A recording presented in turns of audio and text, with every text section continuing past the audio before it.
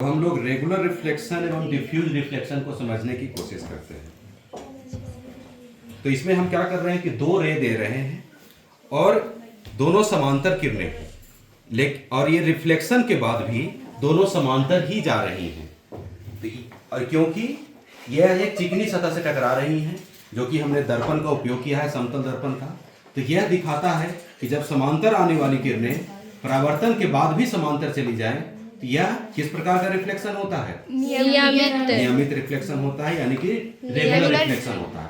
लेकिन अब जब हम इसी दो किरणों को ऐसी सतह पर लेते हैं जो बिल्कुल ही चिकना नहीं है, तो हम देख पा रहे हैं कि दो समांतर किरणें तो आ रही हैं, लेकिन वो परावर्तन के बाद समांतर नहीं जा रही है, वो चारों तरफ फैल जा रही है। उसकी किरणें हमें चारों तरफ रंग के रूप में दिखाई दे रही हैं, है ना? हम अलग अलग सतह पर डाल के ऐसा देख पाते हैं।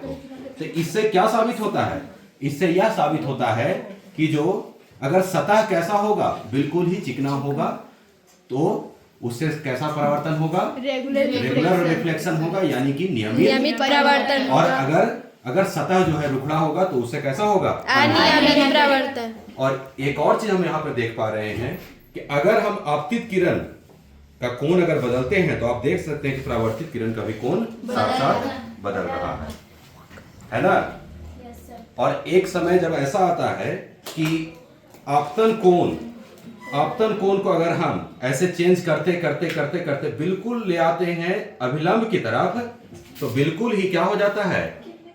आपतन कोण और परावर्तन कोण दोनों बराबर हो जाता है। इसलिए आपतित किरण उसी रेखा में सीधे वापस लौट जाती है। लेकिन अगर आपतन कोण कुछ कोण बना पा रहा है, तो परावर्तन कोण भी उसी तरह से जैसे जैसे धीरे धीरे आपतन कोण बढ़ते जाएगा, परावर्तन कोण भी वैसे वैसे ही बढ़ते जाएगा।